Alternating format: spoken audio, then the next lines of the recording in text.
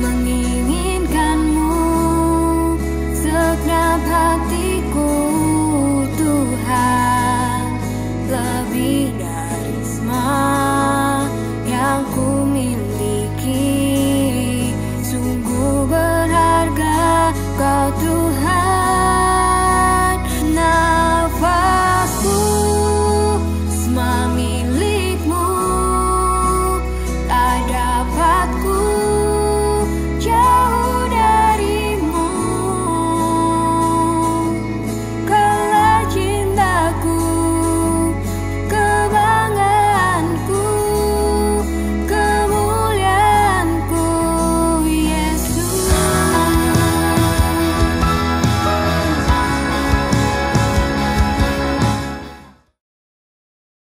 Shalom, Bapak Ibu Saudara jemaat Tuhan yang dikasihi. Saat ini kita sedang menyaksikan ibadah online pada pagi hari ini. Mari saya undang kita semua untuk mempersiapkan hati kita untuk kita sama-sama datang kepada Tuhan. Kita mengucap syukur atas segala kasih setia Tuhan, penyertaan Tuhan dalam kehidupan setiap kita. Mari kita sama-sama berdoa. Kami bersyukur Tuhan, kami bersyukur Bapa untuk segala anugerah-Mu Bapa, penyertaan-Mu, cinta-Mu Tuhan yang begitu besar dalam kehidupan setiap kami. Biarlah Tuhan saat pagi hari ini Bapa, kami boleh Tuhan membawa segenap ucapan syukur kami di hadapan Engkau Tuhan, sebab Engkau baik dalam kehidupan setiap kami. Setiap rancangan-Mu adalah yang terbaik dalam kehidupan setiap kami. Biarlah hati kami menyembah-Mu Tuhan, biarlah segenap hati kami memuji Tuhan kebesaran-Mu, memuji Bapa kebaikan-Mu dalam kehidupan setiap kami. Sebab kami rindukan Engkau, kami nantikan Engkau Tuhan. Biarlah Engkau yang memenuhi hati kami Bapa, biarlah Engkau yang hadir memenuhi setiap kami. Terima kasih Yesus.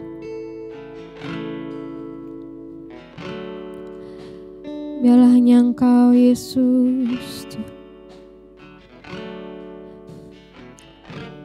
Penuhi hatiku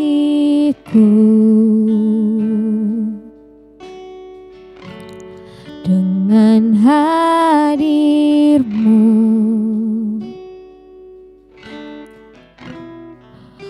ku rindu memandang wajah-Mu oh Tuhan, di tempat kekudusan-Mu, bawaku dekat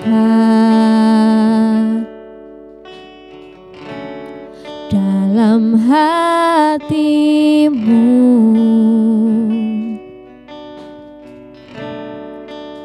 Ku rindu mendengar suara-Mu oh Tuhan, di tempat kudus-Mu sekarang. Ku rasakan kasih-Mu dan indahnya kekudusan-Mu, penuhi dengan kasih-Mu, diam di hadirat-Mu. Ku mengangkat tanganku dan ku bersyukur menyembah-Mu, penuhi dengan kasih-Mu, diam di hadirat-Mu. Penuhi kami, penuhi hatiku dengan hadir-Mu Tuhan, sebab ku rindu memandang wajah-Mu oh Tuhan, di dalam kekudusan-Mu, bawaku kami semakin dekat dengan Engkau Tuhan.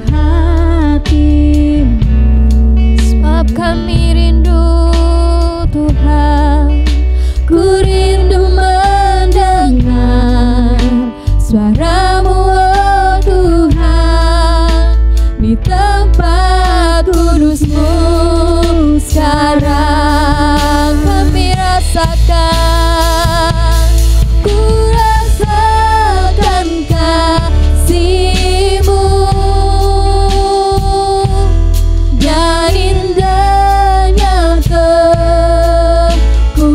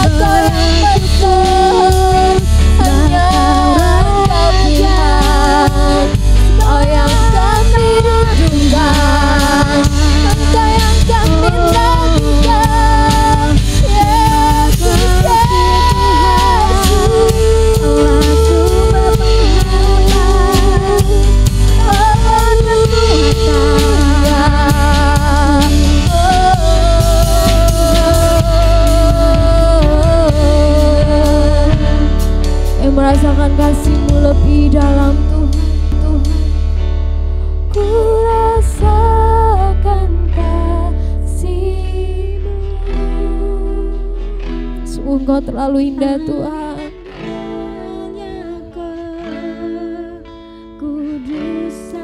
Mari dengan sepenuh hati kita pujikan bahwa Yesus, Engkau penuh kasih Bapa. Diam di hadirat-Mu,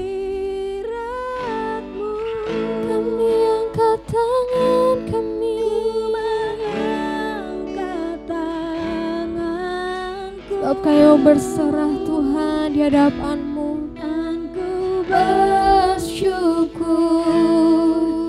menyembah-Mu, penuhi dengan kasih-Mu. Diam di hadirat-Mu,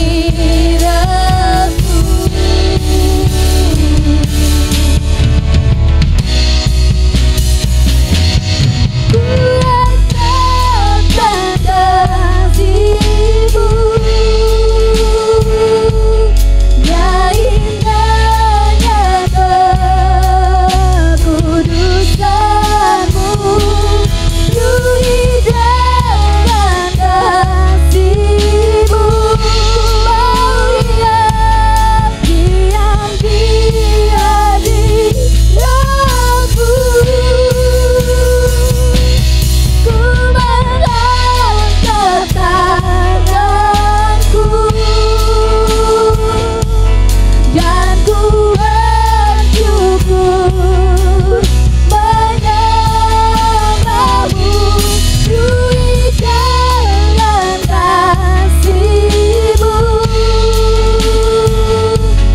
Diam di hadirat-Mu, ku rasakan kasih-Mu,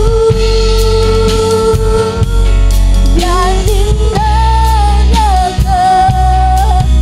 kekudusan-Mu, penuhi dengan kasih-Mu. Diam di hadirat-Mu,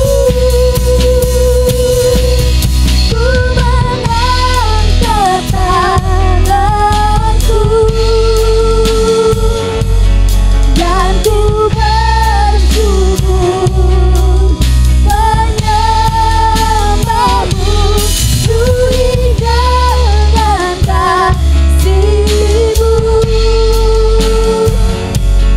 Diam di hadirat-Mu, penuhi dengan kasih-Mu. Diam di hadirat-Mu, penuhi kami Tuhan dengan kasih-Mu. Diam di hadirat-Mu. Segala kemuliaan bagi Engkau Tuhan. Biarlah pagi hari ini kami boleh bawa hati kami di hadapan Engkau Tuhan. Biar kami boleh belajar untuk mengenal hati-Mu lebih lagi Bapa. Terima kasih Tuhan, terima kasih Bapa. Kami Tuhan mau memuji muliakan nama-Mu Tuhan. Bertatalah Engkau Tuhan atas setiap puji-pujian kami. Berkuasalah Engkau Tuhan atas setiap hidup kami. Terima kasih Tuhan, di dalam nama-Mu kami berdoa dan mengucap syukur. Haleluya, amin. Bapak Ibu Saudaraku yang dikasihi Tuhan, kita percaya Tuhan hadir dimanapun kita berada saat ini, amin. Karena Tuhan, firman Tuhan berkata sebab ada 2-3 orang berkumpul, Tuhan hadir. Mari sama-sama kita angkat pujian ini. Biarkan pujian ini menjadi sukacita di dalam setiap kita bahwa Tuhan hadir dimanapun.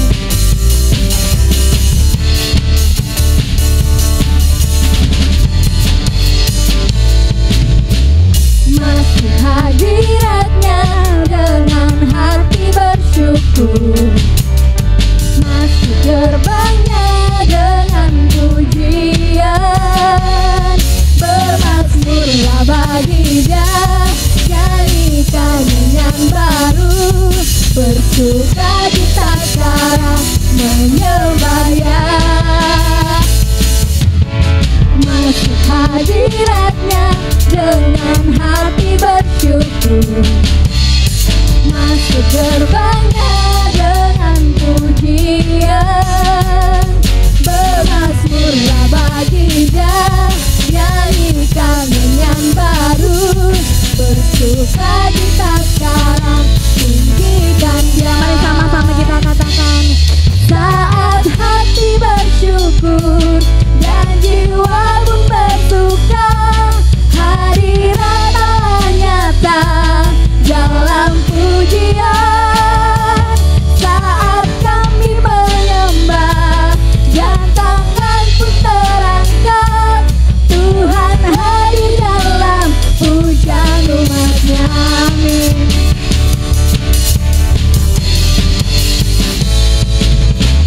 Masuk hadirat-Nya dengan hati bersyukur. Masuk gerbangnya dengan pujian. Bermazmurlah bagi Dia, nyanyikan nyanyian baru. Bersuka cita sekarang, menyembah Dia. Sekali lagi katakan, masuk hadirat-Nya. Masuk hadirat-Nya dengan hati bersyukur. Masuk gerbangnya dengan pujian. Bermazmurlah bagi Dia, nyanyikan nyanyian baru. Bersuka cita sekarang, tinggikan Dia. Mari sama-sama kita angkat tangan kita. Saat hati bersyukur dan jiwa pun bersuka, hadirat Allah nyata dalam pujian.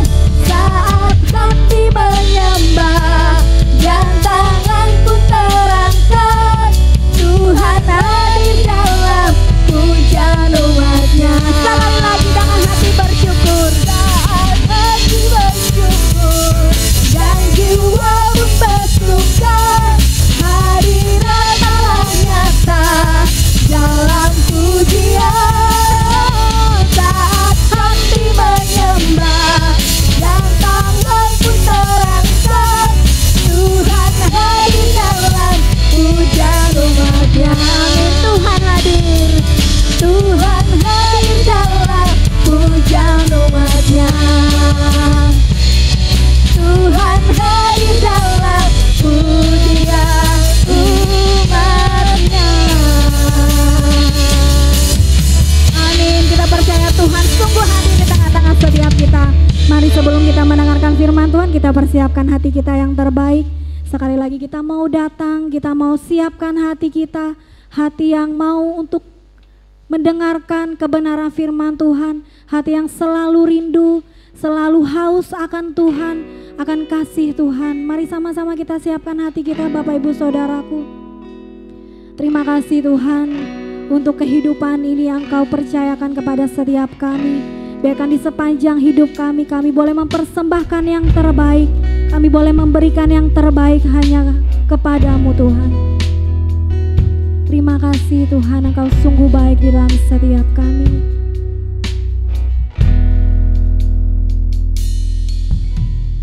Ku berdiri di pelataran-Mu, membawa sejuta rinduku padamu.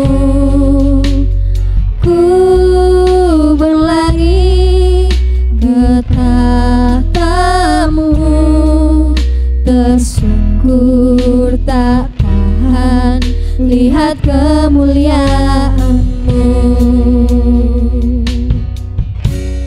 Ku berdiri di pelataran-Mu, membawa sejuta rinduku padamu.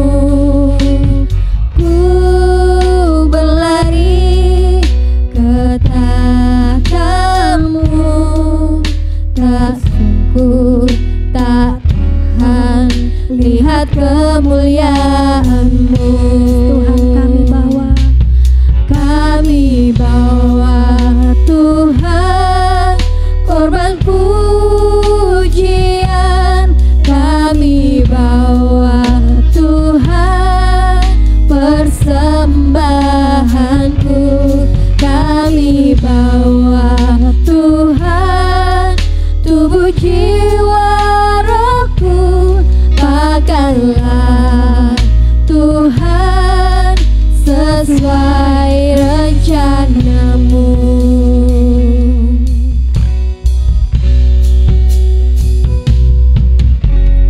Ku berdiri di pelataranmu, membawa sejuta setiap kerinduan rinduku kami. padamu. Ku berlari ke tahtamu, tersungkur tak tahan lihat kemuliaan-Mu. Kami bawa Tuhan korban pujian, kami bawa Tuhan persembahanku, kami bawa Tuhan tubuh jiwa rohku, pakailah Tuhan sesuai rencanamu.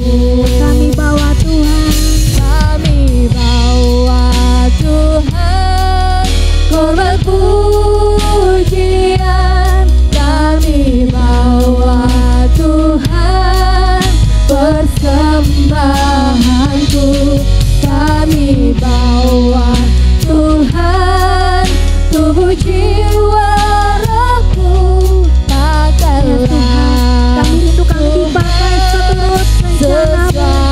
Sekali lagi jemaat Tuhan, kita mau katakan kami bawa Tuhan. kami bawa Ya Tuhan, hanya kepada-Mu kami persembahkan hidup kami. Kami bawa Tuhan, persembahanku, kami bawa Tuhan tubuh jiwa rohku, pakailah Tuhan sesuai rencanamu. kami bawa Tuhan. Kami bawa Saya persilakan kepada pelayan firman.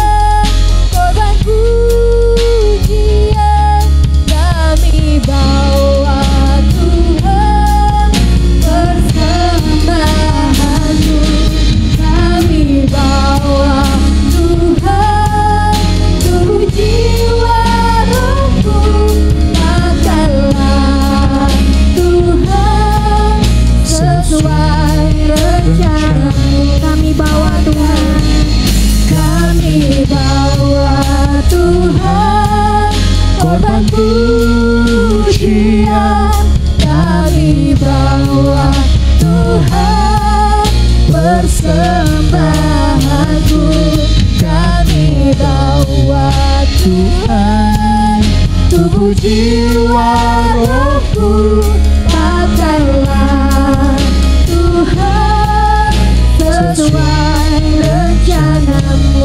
pakailah Tuhan sesuai rencanamu, pakailah Tuhan sesuai rencanamu.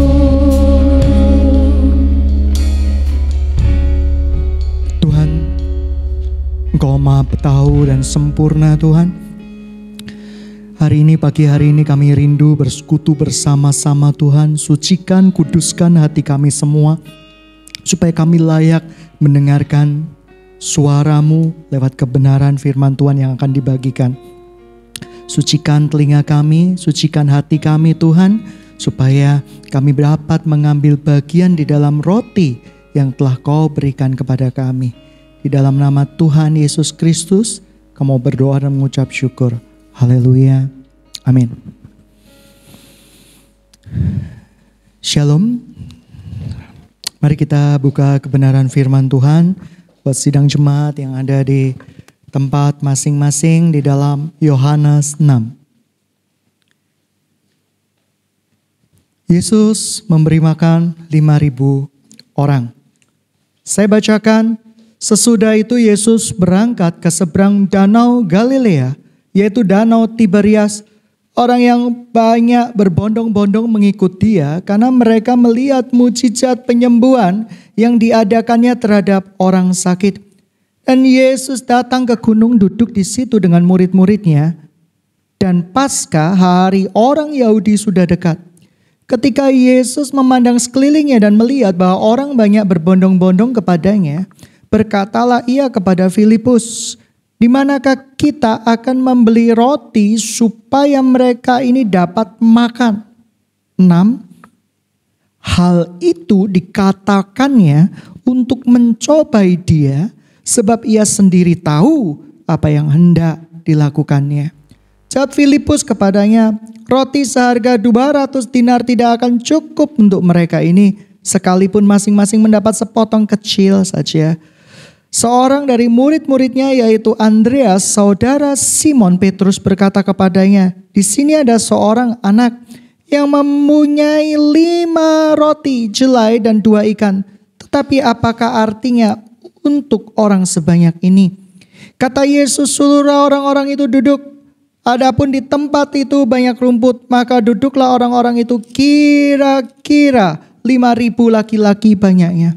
Lalu Yesus mengambil roti itu, mengucap syukur dan membagi-bagikannya mereka yang duduk di situ. Demikian juga dibuatnya dengan ikan-ikan itu sebanyak yang mereka kehendaki.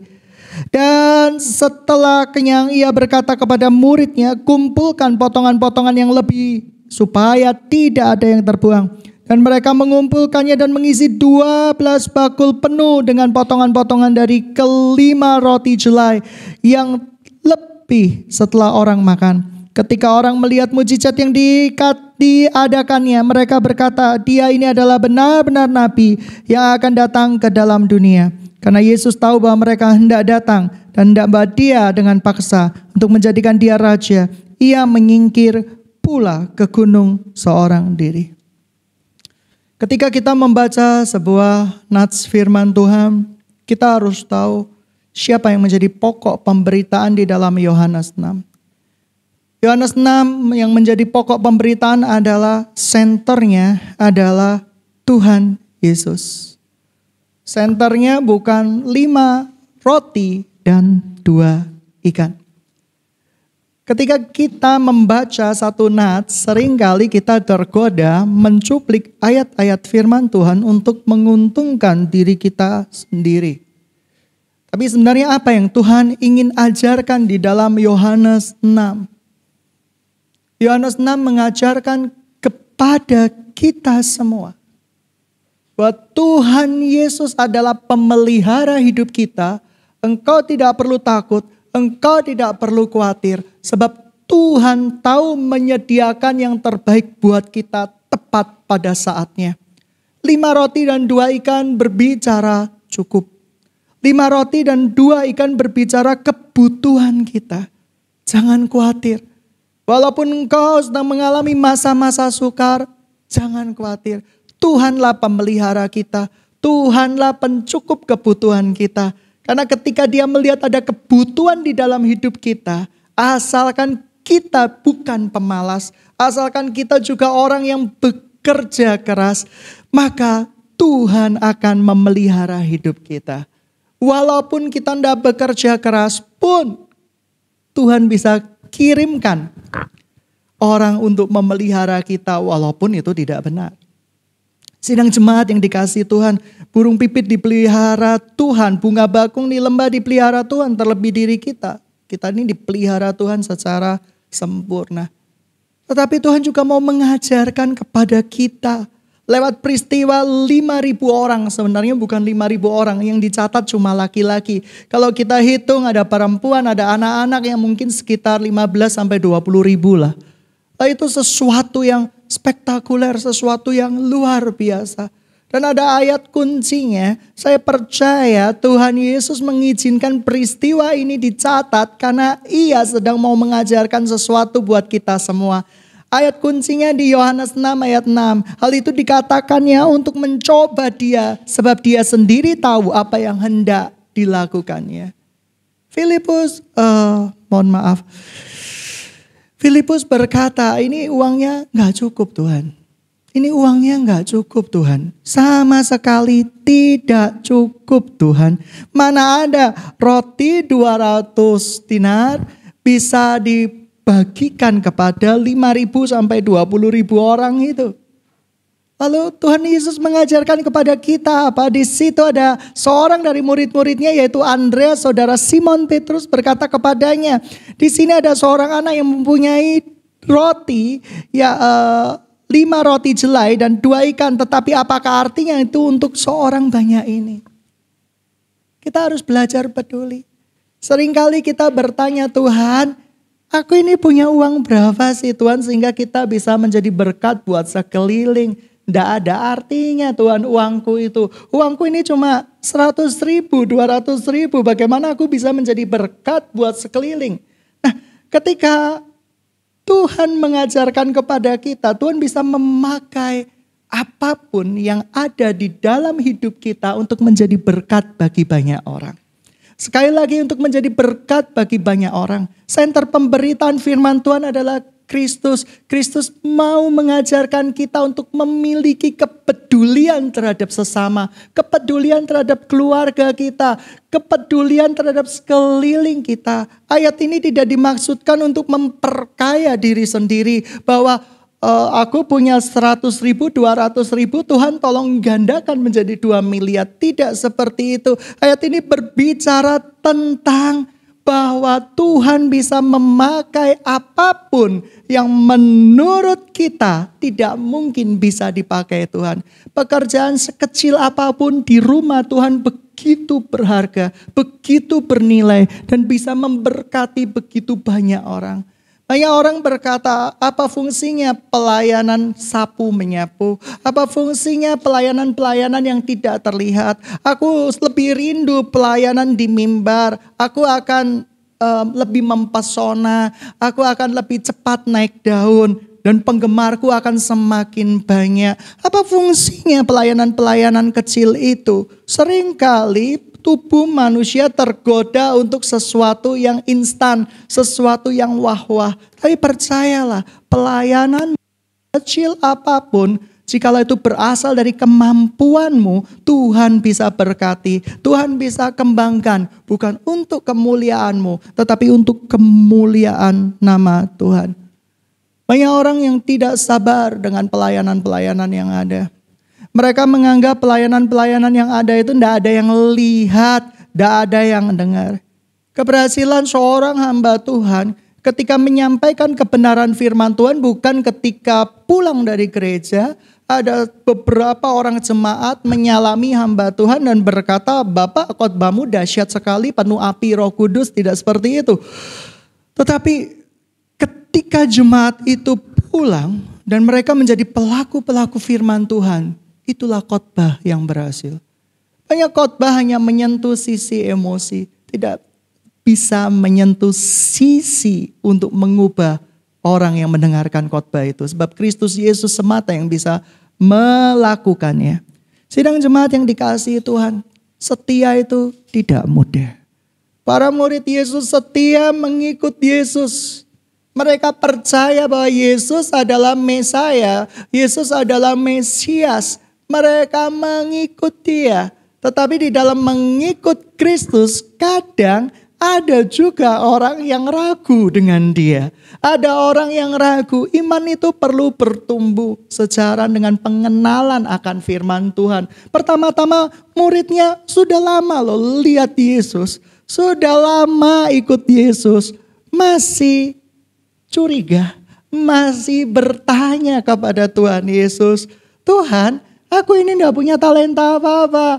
Tuhan, aku ini cuma punya 5 roti dan 2 ikan. Kamu bisa pakai apa Tuhan? Kita kadang curiga pada Tuhan untuk perkara-perkara tertentu di dalam hidup kita. Tetapi Tuhan gak pernah curiga kepada kita. Tuhan menaruh pengharapannya bahwa orang-orang yang menjadi murid-muridnya akan menjadi pelaku-pelaku kebenaran firman Tuhan. Tuhan bisa pakai kita. Sekecil apapun pelayanan kita, Tuhan bisa pakai kita asalkan setia. Banyak orang yang tidak sabaran. Beberapa belas tahun yang lalu saya pernah membaca sebuah artikel. Ada penelitian. Anak-anak kecil dikasih marshmallow. Disuruh menahan diri untuk tidak makan marshmallow itu 15 menit. Ya, kalau mereka bisa menahan diri sampai 15 menit, nanti dikasih marshmallow tambahan untuk menit ke-30. Sudah ya, anak-anak TK. Dikasih marshmallow di depan bangku mereka masing-masing. Lalu gurunya keluar. Diintip, zaman dulu gak ada CCTV. Diintip sama gurunya. Kelompok anak yang pertama itu memukul-mukul kepalanya. Harus tahan diri. Sampai mereka gregetan, mereka ini godaan di depan mata. Guru tidak ada. Kelompok anak yang kedua langsung memakan. Tidak mikir panjang. Mereka melihat bahwa gak ada yang terlihat. Gurunya pergi, langsung makan. Lah, kelompok yang berikutnya, apa yang terjadi? Itu berhasil menahan diri. Setelah beberapa belas tahun kemudian, diteliti lagi, anak-anak yang bisa menahan diri dengan anak-anak yang tidak bisa menahan diri, mereka berbeda hasilnya. Jauh lebih bagus orang-orang yang bisa menahan diri. Berapa banyak anak-anak Tuhan tidak pernah bisa menahan dirinya. Ketika di depan orang baik, bagus, kelihatannya oke. Tapi begitu tidak ada yang melihat, hanya Yesus yang melihat, ia berubah sekali. Ia berubah menjadi orang yang kelihatannya sabar, menjadi orang yang paling tidak sabaran. Orang yang tadi kelihatannya manis, paling tidak manis. Kenapa? Karena mereka melakukannya untuk orang yang melihat dia, bukan untuk Kristus Yesus. Hati-hati, Tuhan lihat apa yang kita lakukan. Apakah kita akan setia kepada dia? Apakah kita mau sabar terhadap pimpinan Tuhan? Pimpinan Tuhan itu tidak pernah salah di dalam hidup kita. Pimpinan Tuhan itu begitu sempurna di dalam kehidupan kita. Kita kadang tidak tahu jalan-jalan Tuhan. Jalan-jalan Tuhan itu tidak terselami lewat lembah air mata, lewat gunung. Tapi Tuhan tahu yang terbaik buat kita. Yang Tuhan mau ajarkan lewat Yohanes 6 ini. Yesus adalah center dari hidup kita. Sudahkah engkau percaya kepada Tuhan Yesus sungguh-sungguh sebagai Tuhan dan Rajamu? Ada orang yang berkata demikian kepada saya. Saya mencintai Yesus, iya saya mencintai Yesus. Tapi kadang saya gak takut sama Yesus, saya masih buat dosa. Penipu. Kenapa saya katakan penipu? Orang yang mencintai Yesus, dia akan bebas dari dosa. Orang yang mencintai Yesus, dia pasti benci dengan dosa. Ada perbuatan-perbuatan terang di dalamnya. Kita kadang ribut dengan suasana kebaktian. Kadang kita ribut mencari band yang super lengkap. Kita kadang ribut dengan suasana yang akan terjadi di sebuah kebaktian. Tapi kita tidak menjaga tubuh kita sebagai bait roh Tuhan. Kita tidak menjaga tubuh kita, mulut kita penuh dengan makian, mulut kita penuh dengan sumpah serapah, tidak hormat kepada orang yang lebih tua. Mulut kita begitu najis. Dan kita menganggap bahwa kita memiliki roh Tuhan. Ini yang perlu saya garis bawahi. Orang yang mencintai Yesus, dia pasti takut akan Yesus. Takut akan Tuhan adalah permulaan pengetahuan. Tidak mungkin orang bisa berkata aku mencintai Yesus, tapi ya aku gak takut sama dia. Itu Yesus yang lain. Bukan Yesus yang ada di Alkitab. Nah, sidang jemaat yang dikasihi Tuhan, yang kedua, yang pertama Tuhan mau mengajarkan bahwa Yesus adalah center hidup kita, dia pemelihara hidup kita tidak perlu khawatir, kita tidak perlu takut, kita tidak perlu heboh. Ayah kita mau makan apa, ibu kita mau makan apa, anak-anak kita mau makan apa. Dia adalah pemelihara hidup kita. Dia tidak memberikan kekayaan yang berlimpah-limpah. Tetapi juga dia tidak akan membiarkan kita meminta sepotong roti seperti seorang pengemis. Allahku akan mencukupi kebutuhanku menurut kekayaan kemuliaan hikmat-Nya. Jadi dia Tuhan tahu kebutuhan kita. Tuhan Yesus bergerak melakukan mujizat ketika ada kebutuhan di sana. Tuhan Yesus tidak force, tidak pamer kuasa. Tuhan Yesus tidak tiba-tiba seperti magician. Kamu sakit apa tiba-tiba di dalam nama Tuhan Yesus sembuh. Dan melakukan pamer-pamer kuasa. Walaupun yang dipamerkan belum tentu kuasa Tuhan. Bisa juga kuasa sugestif. Kuasa-kuasa yang bukan bersumber daripada Kristus Yesus. Walaupun dikemas dengan nama, menggunakan nama kuasa Yesus. Tapi Tuhan Yesus bergerak ketika ada kebutuhan. Artinya apa? Yang kedua, yang pertama dia adalah center di dalam kehidupan kita. Yang kedua, Tuhan baru bergerak ketika ada kebutuhan di dalam hidup kita. Seringkali kita meragukan cintanya Tuhan. Kita melakukan sesuatu yang instan. Sesuatu yang cepat. Kita tidak sabar, kita tidak tahan uji. Kita melakukan sesuatu yang untungnya begitu besar. Kita melakukan segala sesuatu yang kelihatannya bagus di mata kita. Beberapa tahun yang lalu ada seorang teman ikut money game. Saya sudah kasih tahu itu money game. Oh, ini menguntungkan.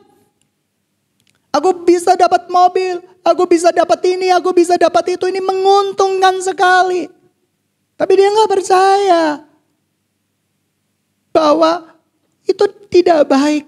Anda tahu money game itu gitu, produk tidak jelas, tapi yang diutamakan adalah cari membership. Ini mengerikan sekali. Dan banyak orang yang kaya raya dari money game tersebut. Tetapi terbukti money game itu di stop, palsu, dan terindikasi penipuan. Sidang jemaat yang dikasihi Tuhan, kamu caranya Tuhan atau cara instan? Mungkin kamu bersyukur, mungkin orang itu bersyukur bahwa puji Tuhan ya, aku udah ikut money game, sudah jadi kaya dulu baru money game itu di stop. Ini bukan hatinya murid Kristus, ini hati busuk, hati yang menginginkan keuntungan semata-mata tanpa memikirkan akibatnya. Bahwa setiap apa yang kita lakukan, apa yang kita tabur akan kita tuai.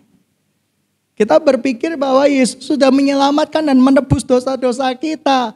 Tetapi setiap kesalahan yang kita lakukan tentu saja ada konsekuensi yang harus kita pertanggungjawabkan karena kita adalah manusia bukan binatang. Anjing menggigit orang sampai meninggal. Gak mungkin ada undang-undang anjing digantung. Tidak ada undang-undang anjing misalnya ini harus ditembak mati. Belum ada, saya belum tahu ada undang-undang tersebut. Tetapi sebagian besar diamankan, dikarantina. Nah, kita manusia, kita punya pertanggungjawaban di hadapan Tuhan kelak. Yang berikutnya apa? Ketika Tuhan memecah-mecahkan roti, sebenarnya setiap yang Tuhan lakukan adalah sebuah peristiwa. Peristiwa berbicara penggenapan kitab suci. Tuhan Yesus sedang menggambarkan kepada para muridnya bahwa ia kelak akan mati dan menjadi roti yang dibagikan begitu bagi banyak orang. Sidang jemaat yang dikasihi Tuhan, Yesus pemelihara kita. Yesus adalah orang yang betul-betul luar biasa. Dia bukan hanya orang, dia adalah Tuhan. Berapa banyak anak-anak Tuhan tidak sabar dan tidak tahan uji. Mendengar firman Tuhan. Kok keras? Kok aku gak bisa melakukannya? Lalu kita menjadi orang yang tidak sabaran. Kita kepingin menjadi penginjil-penginjil instan. Atau pendeta-pendeta instan. yang mengandalkan kemampuan fasih bicara kita untuk menarik banyak orang. Tetapi kita tidak mengenal Yesus, kita tidak memiliki hubungan pribadi yang dekat dengan Tuhan Yesus. Bagaimana kita bisa mengenal Tuhan Yesus? Baca firman-Nya. Sebab iman itu bertumbuh seiring dengan pemberitaan akan firman Tuhan. Mari kita baca ayat berikutnya di dalam 2 Timotius.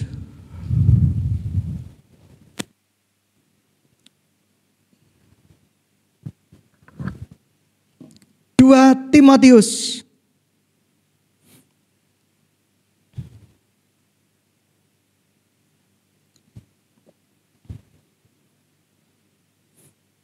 Dua Timotius 3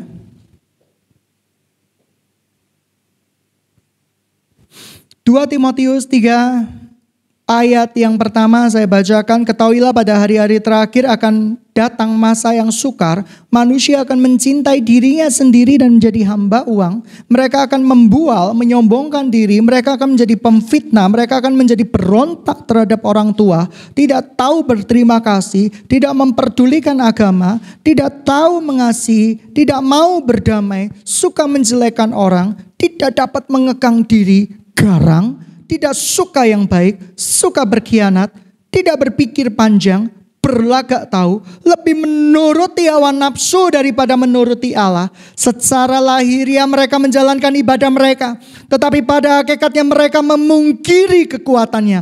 Jauhi mereka itu. Sebab di antara mereka terdapat orang-orang yang menyelundup ke rumah orang lain dan menjerat perempuan-perempuan yang lemah, yang syarat dengan dosa, dan dikuasai oleh berbagai-bagai nafsu. Yang walaupun selalu ingin diajar, namun tidak dapat mengenal kebenaran. Sama seperti Yanes dan Yambres menentang Musa, demikian juga mereka menentang kebenaran. Akal mereka bobrok dan iman mereka tidak tahan uji. Tetapi sudah pasti mereka tidak akan lebih maju. Karena seperti dalam hal Yanes dan Yambres, kebutuhan mereka pun akan nyata bagi semua orang. Iman mereka tidak tahan uji. Sidang jemaat yang dikasihi Tuhan, kadang butuh kesabaran untuk melakukan sesuatu. William Carey ketika melakukan pelayanannya 7 tahun baru menunjukkan buah yang pertama. Ada sebuah gereja di New Zealand. Ia harus menunggu 9 tahun ada 1 orang dibaptis. Dan dia harus menunggu lagi 2 tahun berikutnya supaya ada komunitas orang percaya yang hanya beberapa orang. Dan dia harus menunggu 7 tahun berikutnya untuk tuaian yang pertama di gereja mereka. Tuaian dalam tanda kutip, semakin banyak orang yang diselamatkan dan percaya kepada Kristus Yesus. Ini dibutuhkan kesabaran yang luar biasa. Tapi ketika mereka ditanya kenapa gak pulang aja? Ini tanah sudah tidak subur dan tidak menjanjikan apapun. Mereka berkata, aku percaya Tuhan setia. Jikalau Tuhan sudah mengutus aku akan menyelesaikannya untuk Tuhanku. Berapa banyak kita tidak tahan uji. Betapa banyak kita tidak sabar. Baru 1 tahun, baru 2 tahun, belum 3 tahun. Kita memberitakan kebenaran Injil, kebenaran firman Tuhan. Tidak ada yang mau mendengar, tidak ada yang mau percaya. Lalu kita melirik ladang lain yang kita rasa lebih subur, di mana orang-orangnya lembut hati dan baik hati. Oh, diperlukan kesetiaan, diperlukan iman yang tahan uji. Sebab iman-iman yang tahan uji inilah kelak akan menjadi penakluk-penakluk bumi ini. Sidang jemaat yang dikasihi Tuhan, belajar untuk sabar.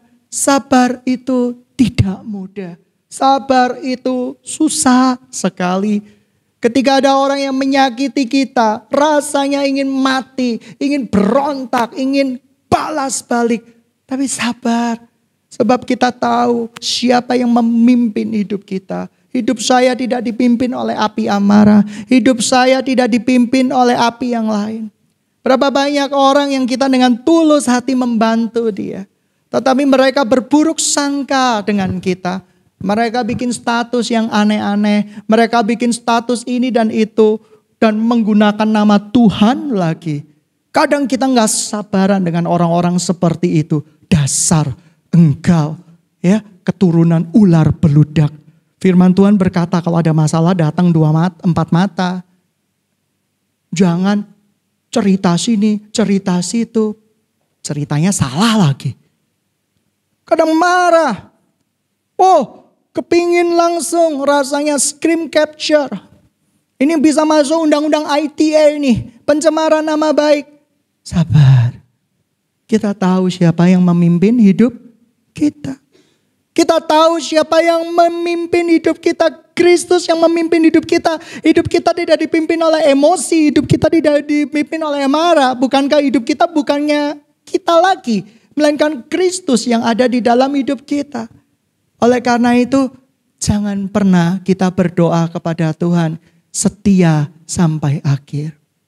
Ada seorang hamba Tuhan berkata. Saya tidak mau doa kepada Tuhan untuk saya bisa setia sampai akhir. Gak bisa. Sulit. Setia sampai di peti mati. Iya kalau ada peti mati. Kalau gak ada yang langsung dikubur. Tapi belajarlah setia kepada Tuhan dari 1 hari. Lepas 1 hari. Minta kekuatan dari Tuhan untuk setia. Setia itu tidak mudah. Setia itu kata-katanya sederhana. Tetapi begitu multi makna. Begitu dalam arti kata setia. Sudahkah Anda setia terhadap pekerjaan-pekerjaan pelayanan Tuhan? Kabarkan Injil damai sejahtera. Ditolak, jangan takut. Sebab bukan engkau yang menyelamatkan orang itu. Tapi Kristuslah yang berkuasa menyelamatkan orang itu. Jikalau ayah, ibumu, kakek, nenekmu belum percaya kepada Kristus Yesus. Belajar beritakan. Baik ditolak, tidak ditolak, beritakan. Setia, beritakan terus, tabur firman Tuhan. Bukan dengan kekuatanmu. Kita serahkan pemberitaan Injil di dalam tangan Tuhan. Tuhanlah yang berdaulat penuh. Tuhanlah yang akan mengambil kendali. Tapi diperlukan orang-orang yang setia di akhir zaman ini. Untuk bisa mewarisi bumi ini. Diperlukan orang-orang yang setia untuk bisa dipakai Tuhan. Tuhan tidak pakai orang yang kelihatannya baik. Tuhan tidak pakai orang yang kelihatannya multi talenta. Tapi Tuhan pakai orang-orang yang setia. Sebab orang yang setia itu mahal harganya di akhir zaman ini. Susah sekali ditemukan. Ada masalah sedikit, marah. Ada masalah kecil, dibesarkan. Adalah masalah besar, dikecilkan. Begitulah sikap kebanyakan orang di akhir zaman.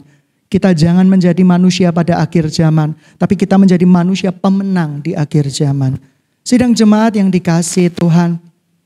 Apakah engkau setia? Mari kita buka firman Tuhan kembali di dalam Yakobus. Yakobus. Ya, kita baca 2 Timotius lagi, mohon maaf. 2 Timotius 4, sebelum kita baca Yakobus, ayat yang kelima. Tetapi kuasailah dirimu dalam segala hal, sabarlah menderita, lakukan pekerjaan pemberita Injil dan lakukan tugas pelayananmu. Sekali lagi saya garis bawahi, tetapi kuasailah dirimu dalam segala hal, sabarlah menderita, lakukan pekerjaan pemberita Injil dan tunaikan tugas pelayananmu. Berapa banyak orang yang susah menunaikan tugas pelayanan. Dahulu saya ingat, saya pernah ada pembimbing rohani berkata, Daniel, selesaikan tugasmu hari ini. Nggak masuk akal tugasnya. Saya sendirian. Saya disuruh untuk gotong karpet. Saya disuruh untuk mengantar ini dan mengantar itu. Awalnya marah. Awalnya merasa bahwa saya sedang dipermainkan. Dia tidak mengerti kapasitas orang dan yang lain-lain dan yang lain-lain. Tapi saya belajar untuk setia. Ketika saya berkata bisa, saya akan selesaikan itu. Walaupun sampai jam 2 pagi. Dan puji Tuhan, karakter dan sifat seperti itu yang belasan tahun yang lalu Tuhan latih. Ketika saya ada satu perkara dan berjanji bisa, saya harus bisa melakukannya. Kalau tidak bisa, tidak bisa. Iya katakan iya, tidak katakan tidak. Itu penting. Kadang ketika enggak sabar, kita merasa bahwa tugas itu remeh, tugas itu receh. Kalau engkau sudah berjanji, aku akan selesaikan. Selesaikan. Tapi aku harus sampai larut malam. Selesaikan. Ini berbicara bahwa Tuhan sedang melatih kita menjadi pribadi yang Tuhan inginkan. Bukan menjadi pribadi yang kita inginkan. Oleh karena itu, puji Tuhan. Dengan bentukan-bentukan Tuhan itu menolong saya untuk bisa survive sampai saat ini. Berapa banyak anak-anak muda ketika berkata, bisa gak kamu selesaikan ini? Bisa. Bisa Pak Pendeta. Berapa hari yang kamu bisa selesaikan? 1 hari, 2 hari. 2 bulan gak selesai. Dia bukan seorang finishing well, seseorang yang mengakhiri pertandingan dengan baik. Tetapi orang yang mencari dalil, mencari alasan, tetapi tidak bisa menyelesaikan apa yang dia sudah berkata, aku bisa. Setia di dalam perkataan. Satu kali, dulu sebelum saya jadi hamba Tuhan, ada beberapa proyek. Orang berkata, bisa gak kamu selesaikan di dalam 1 bulan? Bisa. Ternyata di luar kendali pikiran saya. Di luar pikiran saya.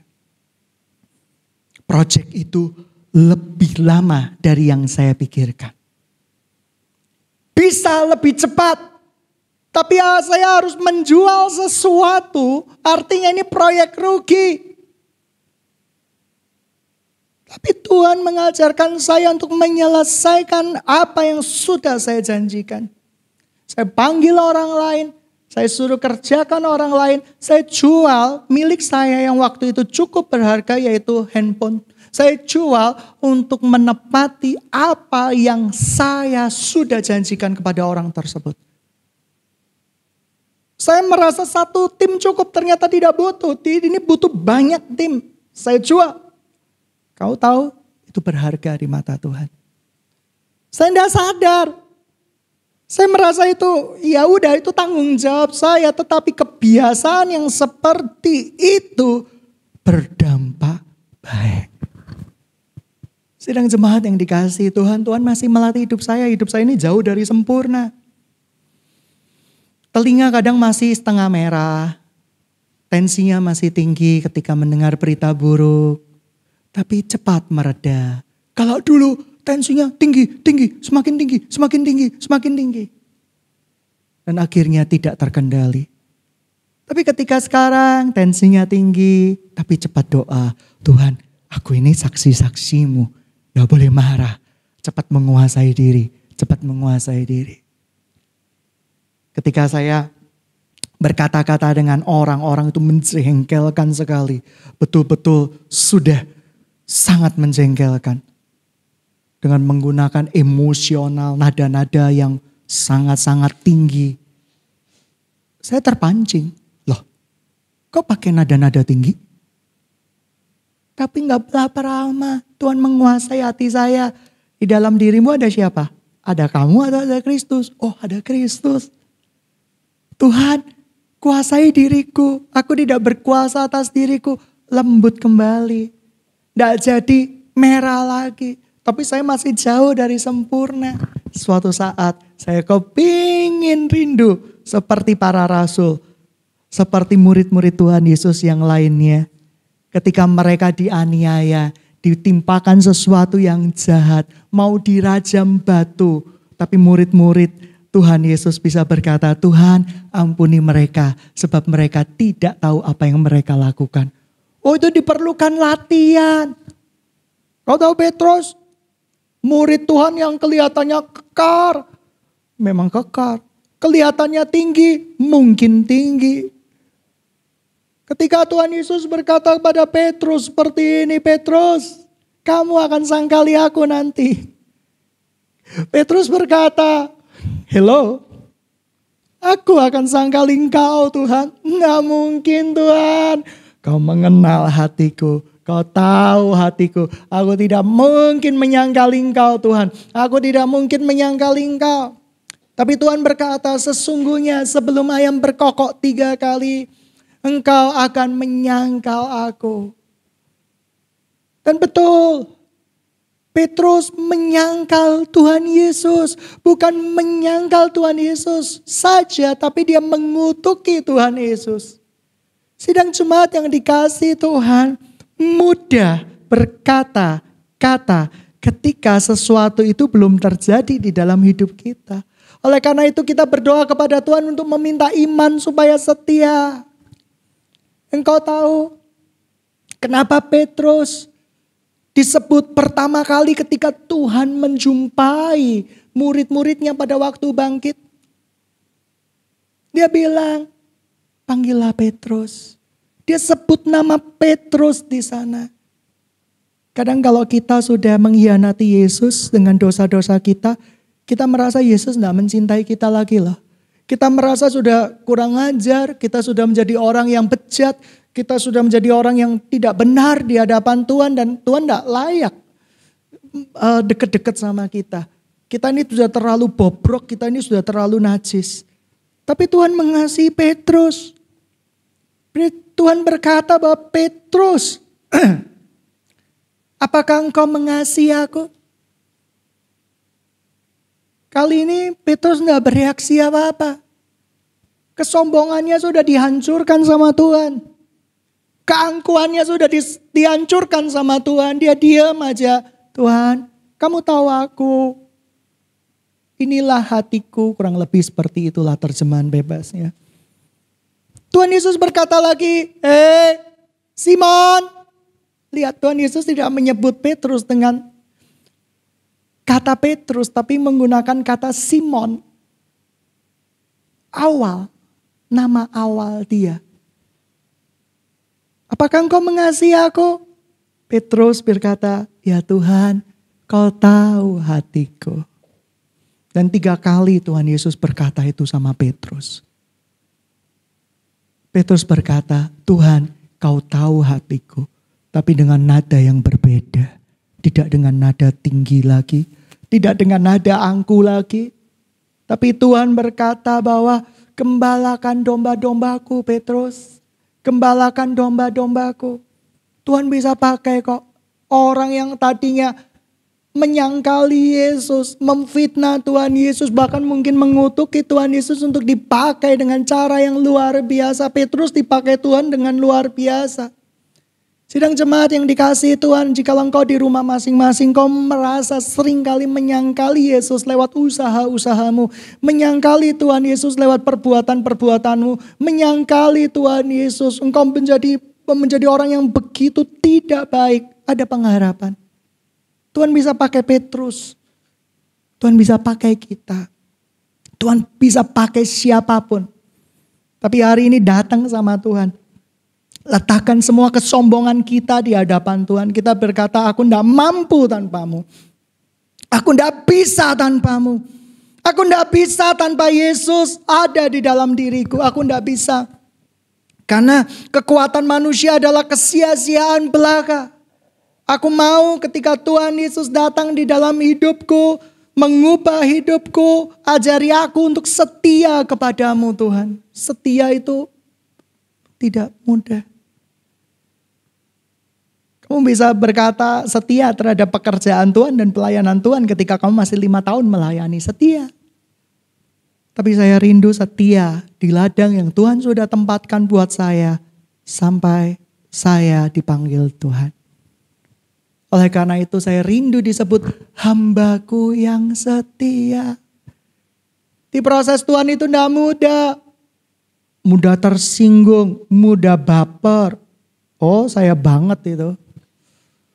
Muda dak kenaan. Pada waktu remaja, pada waktu pemuda, pada waktu perguruan tinggi. Saya ini termasuk orang baik-baik sih. Enggak sampai nakal yang super-super ekstrim. Tapi satu kali saya pernah ketemu dengan orang yang nakalnya super ekstrim. Saya mau bunuh-bunuhan dengan orang itu. Kamu yang mati atau aku yang mati? Lu jual, gua beli. Kebetulan saya punya kemampuan sedikit bela diri. Oh, saya begitu besar sekali. Tinggi hati saya begitu besar sekali.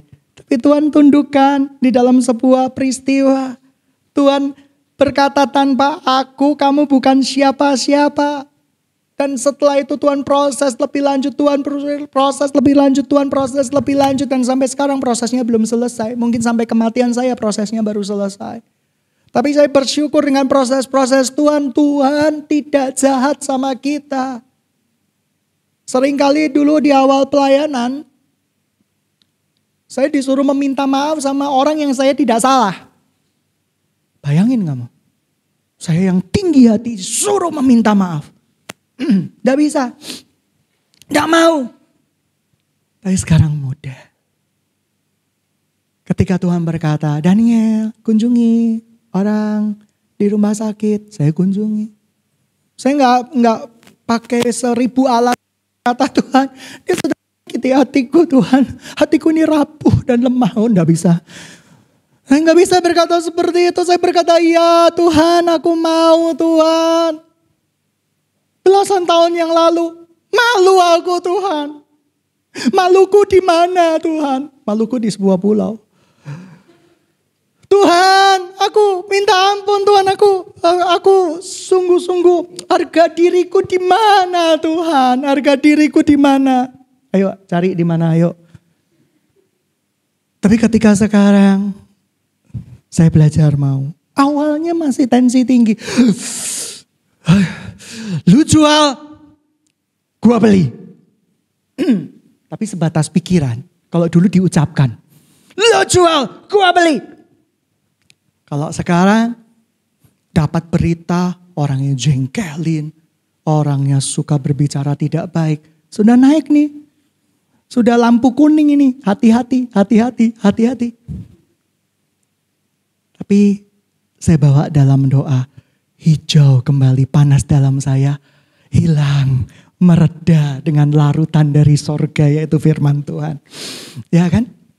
Bukan larutan penyegar. Tetapi larutan dari sorga. Saya belajar terima kasih Tuhan. Kadang bisa nggak terkontrol. Bisa. Aduh keceplosan Tuhan. Minta ampun sama Tuhan. Tapi kalau keceplosan berkali-kali. Itu sih masih manusia lama.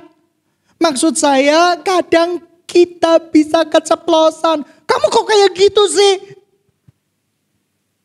Tapi segera memperbaiki diri. Kalau keceplosan berkali-kali itu namanya apa? Namanya kecanduan, saudara. Sudah merupakan bagian di dalam diri kita, bukan Kristus. Kristus tidak memerintah di dalam hidup kita. Kita belajar sama-sama. Saya masih jauh daripada sempurna, tapi mari kita belajar bersama-sama. Sidang jemaat yang dikasihi Tuhan, setia itu tidak mudah. William Carey, penginjil-penginjil dari Afrika, penginjil-penginjil yang sedang membuka ladang pekerjaan Tuhan, ladang pemberitaan Injil itu tidak mudah. Ada yang 1 tahun berbuah, 2 tahun berbuah, ada yang tanahnya batu luar biasa. Itu penduduk kepala batu luar biasa, dipukulin ndak hancur, diapain ndak hancur.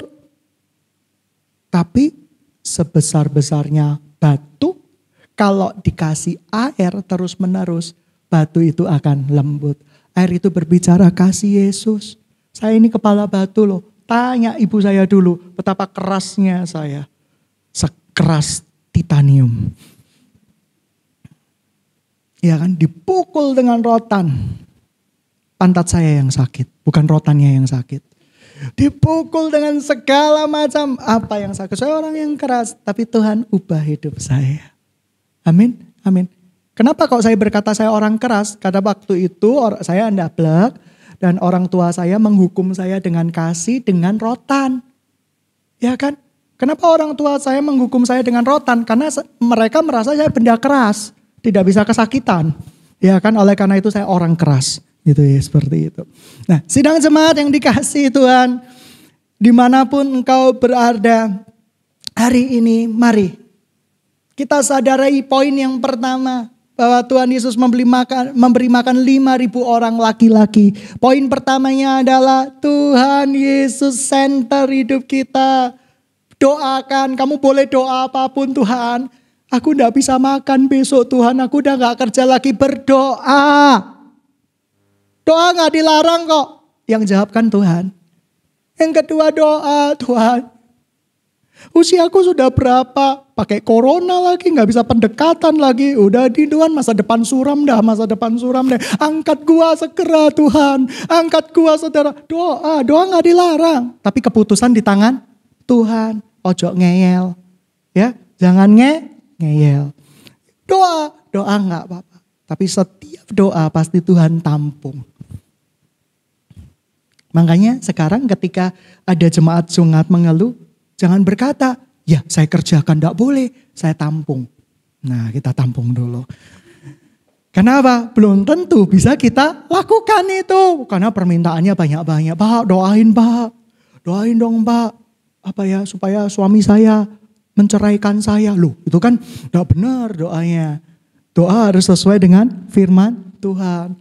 Pak, doa dong saya supaya kaya raya Pak. Dan bisa memiliki bumi ini. Oh, antikristus. Karena yang memiliki bumi ini hanya Tuhan Yesus. Dia mau memiliki bumi ini, gak boleh ditampung dulu. Doa harus ditampung dulu. Karena tidak semua doa dijawab. Banyak doa-doa sampah. Ya kan, doa-doa sampah. Tapi ingat, kalau doa sama Tuhan Yesus, nyampah pun mungkin tidak apa-apa. Dia mengerti keluh kesah kita. Ya. Tapi kalau saya bayangkan ketika saya nyampa sama Tuhan, Tuhan lihatlah Tuhan. Kau lihat Tuhan pelayanmu Tuhan yang itu buandelnya luar biasa. Tuhan sudah dibilang begini tetap aja begini buandelnya Tuhan. Saya mungkin membayangkan Tuhan Yesus memeluk saya, mengusap-ngusap kepala saya. Belum tentu. Bisa saja bayangan saya salah, bisa saja Tuhan pergi dulu dan berkata sudah selesai nyampahnya. Oke, saya akan cerita sama kamu. Nah ya kan kita suka membayangkan sesuatu yang muluk-muluk deh, hiperbola deh. Oh Tuhan tuh sayang sama kita, Tuhan belai kita, Tuhan kecup kening kita gitu ya. Kita tidak pernah membayangkan bahwa kasih itu mendidik juga. Tuhan mendidik kita, Tuhan mendisiplin kita. Tuhan kita itu luar biasa. Yang kedua apa? Tuhan bisa pakai siapapun, orang-orang yang terkecil siapapun, apa yang kamu miliki. 5 roti 2 ikanmu itu Tuhan bisa pakai untuk menjadi berkat dan kesaksian bagi banyak orang. Bukan untuk dirimu sendiri, tapi untuk banyak orang. Amin, amin. Karena sidang jemaat banyak di rumah, saya aminin sendiri. Amin. Dan yang terakhir, sudahkah engkau setia? Setia itu tidak mudah. Setia itu sukar. Setia itu perlu proses. Tapi Tuhan suka orang-orang yang setia. Percaya kepada Dia bukan bersandar dengan pengertian kita sendiri, tetapi bersandar dengan pengertiannya Tuhan. Bagi kita itu baik, tapi pula bagi Tuhan belum tentu itu yang terbaik buat kita. Ketika engkau masuk di dalam ladang pelayanan, mungkin kau berkata, Tuhan sudah 5 tahun Tuhan tidak berbuah Tuhan, buahnya asam kecut Tuhan. Tidak enak Tuhan, ini buahnya bukan buah durian palu Tuhan. Oh Tuhan ini buahnya ini asam kecut ini Tuhan, tidak enak ini Tuhan. Aku tidak mau melayani lagi, tempat ini garing, tempat itu garing Tuhan. Setia, kamu sedang mencari kerajaan sorga. Kamu sedang membesarkan kerajaan sorga, bukan membesarkan kerajaanmu sendiri. Kalau engkau membesarkan kerajaanmu sendiri, cari kota besar, cari penduduk yang enak-enak, tanah yang subur-subur, bajak, curi, setelah itu ambil. Sedang jemaat yang dikasihi Tuhan, kita belajar untuk setia. Sekarang saya mau tanya, memenangkan 5.000 orang dengan memenangkan 5 orang, berharga mana? Sama berharga di mata Tuhan. Yang menangin Yesus, bukan kamu. Jadi jangan bangga, aku sudah menobatkan jutaan orang. Aku sudah menobatkan ratusan ribu orang. Dipamerkan. Saya, hamba Tuhan, 1, telah menobatkan 5 juta orang. Yang kedua, memiliki kemampuan supranatural yang maha dahsyat. Awan dan angin aku pindahkan. Yang ketiga, aku punya kuasa. Kamu sedang pamer dirimu sendiri, promosi dirimu sendiri, atau Kristus yang kamu promosikan? 5.000, 5 juta, 5 orang sama berharga untuk kemuliaan nama Tuhan. Kalau yang kamu lakukan untuk kemuliaan nama Tuhan. Tapi kalau yang kamu lakukan untuk dirimu sendiri, kamu berkata 5.000 orang ini karena jasaku, upayaku, maka sesungguhnya engkau tidak dikenal oleh Tuhan. Tuhan mengenal orang yang dikenalnya. Pada waktu Tuhan Yesus datang kedua kalinya, dia akan datang sebagai hakim yang adil. Dia mengerti mana suara kambing, dia mengerti suara domba seperti apa. Walaupun si kambing pura-pura jadi domba. Gitu ya, suara domba gimana ya? Nggak mungkin kukuruyuk kan gitu ya, seperti itu. Ya kurang lebih sama lah. Mungkin suara kambing kalau suara domba Nah kambing waktu Tuhan Yesus datang nih, kambing coba nyamar jadi domba. Ya kan? Di kerumunan para domba. Di kerumunan domba. Lalu sang gembala agung berkata, aku pisahkan domba dengan kambing. Kambingnya walaupun niru suara domba, ketahuan, percaya sama saya. Ketahuan, Tuhan akan berkata, tuh kambing, kembali. Saya mengumpulkan domba-dombaku. Jangan pura-pura. Atau kau serigala. Iya kan? Pinjam kostum domba, gitu ya. Lalu ketika pada waktu Tuhan Yesus datang kedua kalinya, engkau merasa bahwa engkau akan dipanggil Tuhan, pakaian dombamu yang diangkat. Ya kan? Kamu pergi, Tuhan mengerti mana kambing, mana domba, mana serigala. Sidang jemaat yang dikasihi Tuhan, minta Tuhan murnikan hidup kita.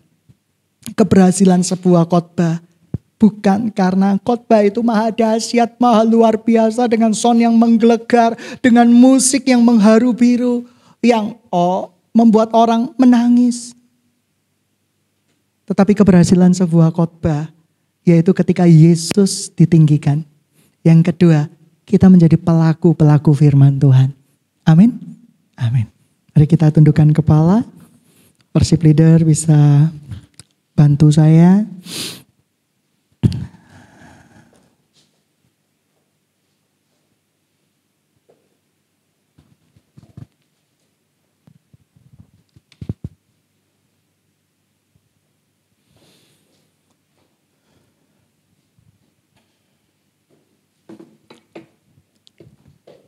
Mari kita tundukkan kepala, semua sidang Jumat di rumah masing-masing.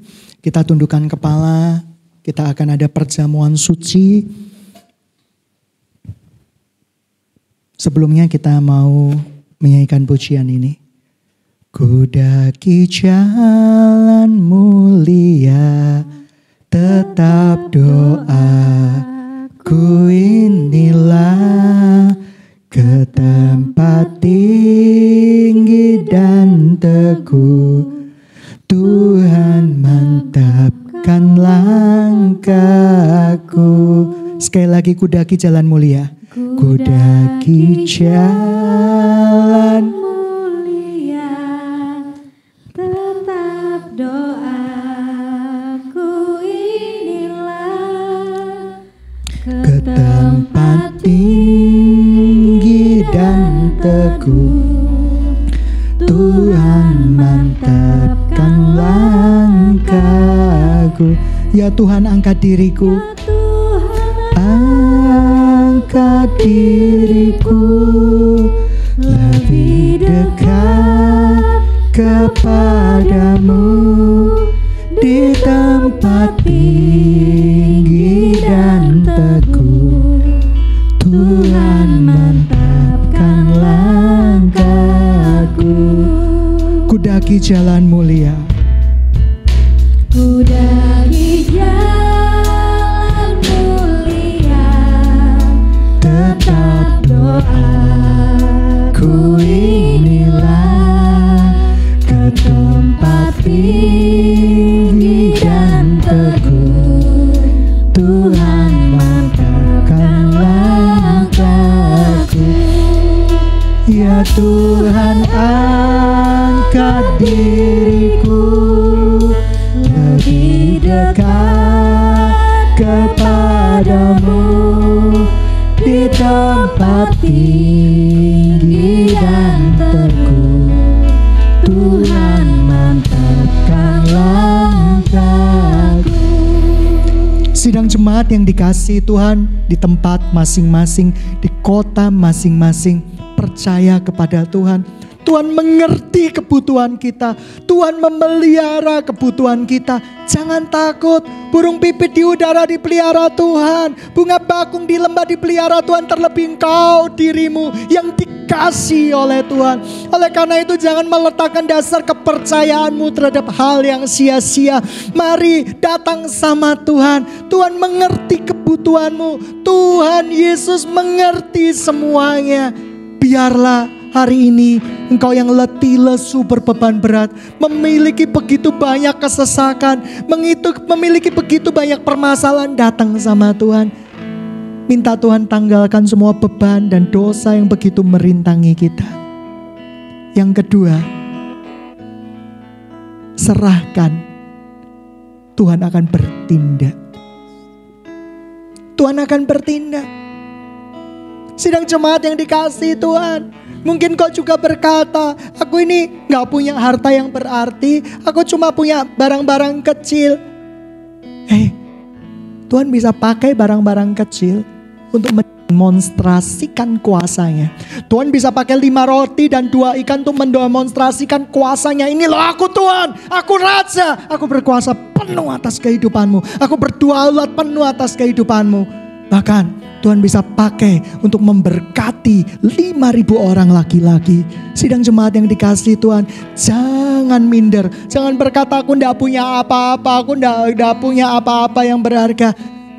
Jadi berkat, jadi saksi yang hidup buat saudaramu, buat tetanggamu. Jadi saksi yang hidup supaya mereka tahu bahwa di dalam dirimu ada Tuhan yang luar biasa. Yesus Kristus Tuhanmu, Yesus Kristus Rajamu. Setia di dalam perkara kecil, Tuhan akan memberikan perkara-perkara yang lebih besar terhadap engkau. Dan Tuhan akan mempercayakan perkara-perkara pelayanan yang lebih indah kepadamu.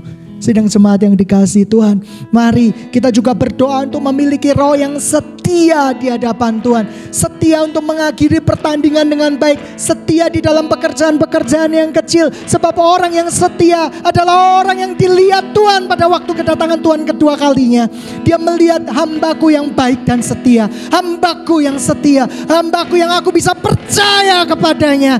Tanpa aku lihat, aku awasi, aku tegur, aku bisa percaya kepada dia. Walaupun mata Tuhan mengawasi kita senantiasa, tidak ada henti-hentinya di dalam kehidupan kita.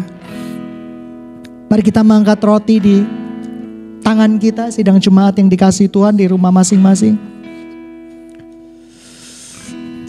Bukankah roti yang terpecah-pecahkan ini, yang Tuhan bagi-bagikan, yang Tuhan angkat, Dia sudah lakukan buat kita. Dia sudah mati buat dosa-dosa kita. Kita makan bersama-sama. Kita percaya kepada Tuhan. kekuatan kami, Kau perisai kami, Kau perlindungan kami, Kau segala kalanya. Kau tidak pernah salah, Kau sempurna dalam jalan-jalan-Mu. Engkau adil dan benar Tuhan, Kau berdaulat atas hidupku. Engkau Tuhan yang setia, Kau baik Tuhan. Dan bukankah roti yang terpecah-pecahkan ini adalah persekutuan dengan tubuh Kristus? Kita makan bersama-sama dalam nama Tuhan Yesus Kristus.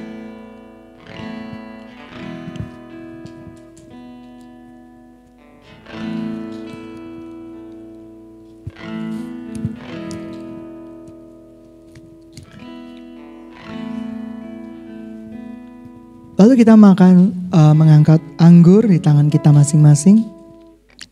Bukankah anggur perjamuan ini adalah persekutuan di dalam Dia? Darah Tuhan sudah tercurah untuk pengampunan kita. Minumlah sebagai peringatan akan Dia. Kita minum bersama-sama dalam nama Tuhan Yesus.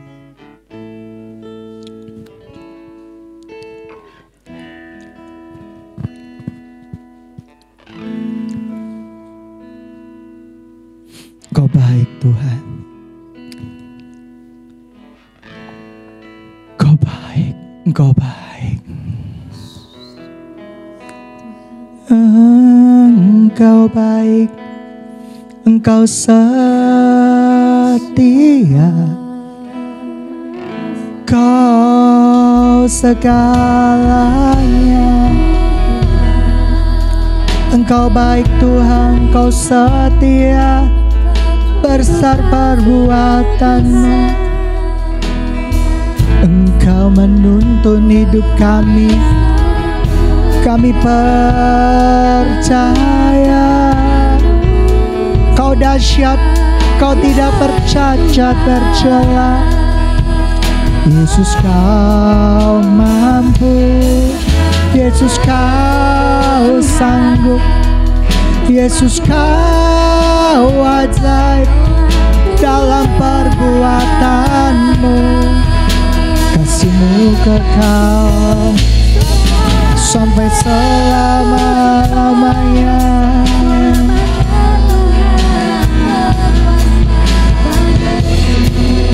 Terima kasih Tuhan. Oh Yesus,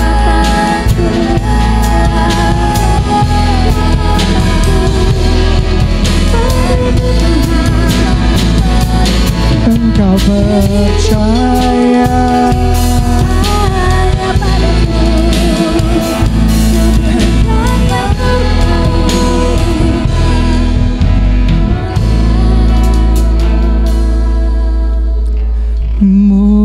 mulia, mulia bagi anak domba. Mulia, mulia bagi anak domba. Sebab Engkau mulia dan layak dipuji, yang duduk di tahta dan yang akan memerintah selamanya sampai semua yang di bumi. Mulia, mulia.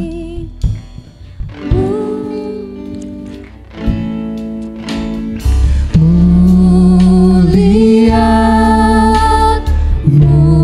mulia bagi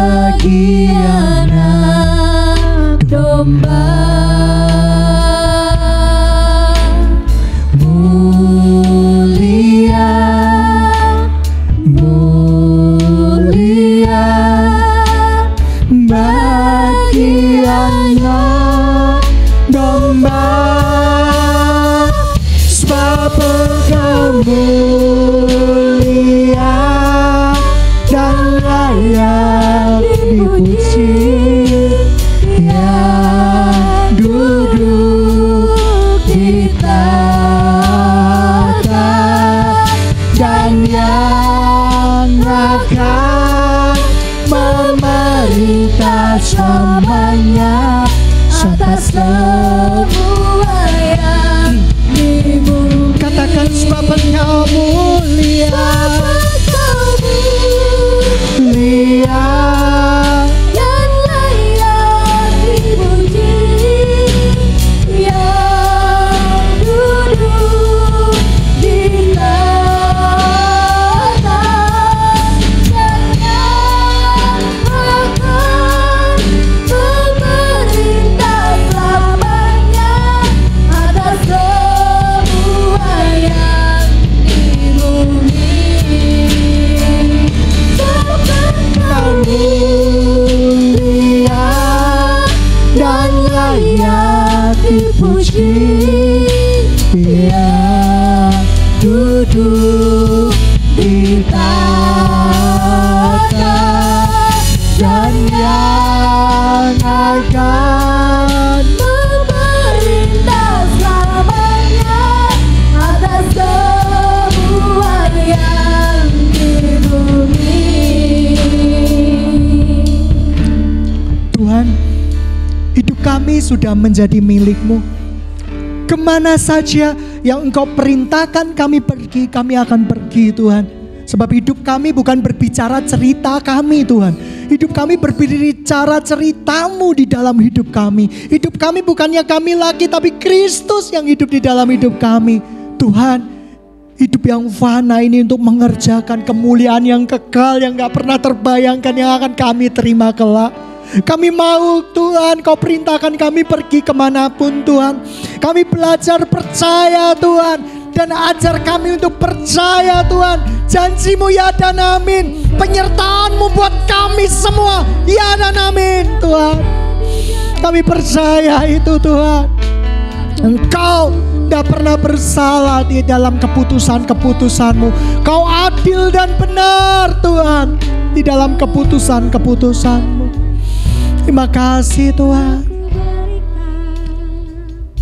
Kau baik Tuhan. Kemana saja ku telah sedia pimpinan Tuhan. Pimpinan Tuhan tak pernah bersalah. Tolongku Tuhan, memikul salibku. Tuhan, pimpinanmu sempurna. Kemana saja, kemana saja ku telah siap sedia. telah sedia. Pimpinan Tuhan tidak pernah salah. Pimpinan Tuhan tak pernah bersalah. Tolong aku Tuhan, Tolongku Tuhan, memikul salibmu. memikul salibku. Tuhan, pimpinanmu sempurna.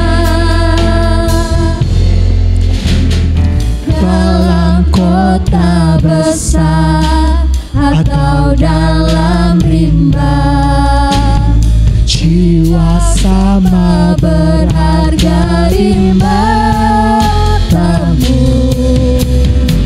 Kemana saja Ku telah sedia.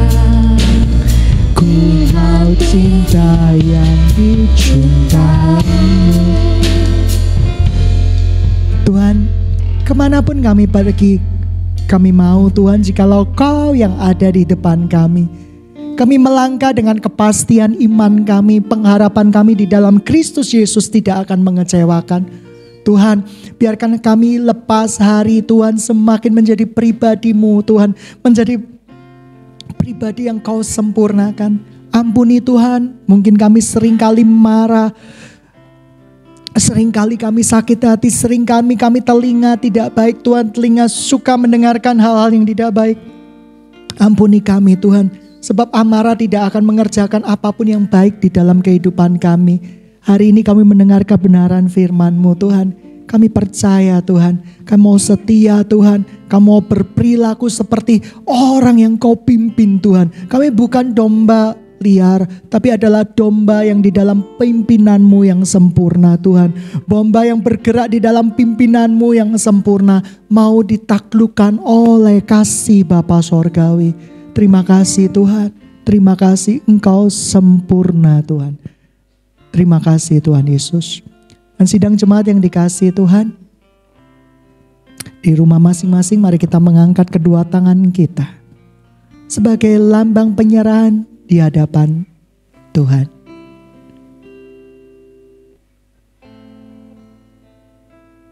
Tuhan, Kau setia Tuhan. Ajar kami setia. Ajar kami Tuhan percaya bahwa Engkau adalah senter di dalam kehidupan kami. Setiap doa boleh kami bawa untuk semuanya Tuhan. Walaupun orang menganggap doa itu gak masuk akal, kami akan bawa. Engkaulah yang pembawa keputusan itu.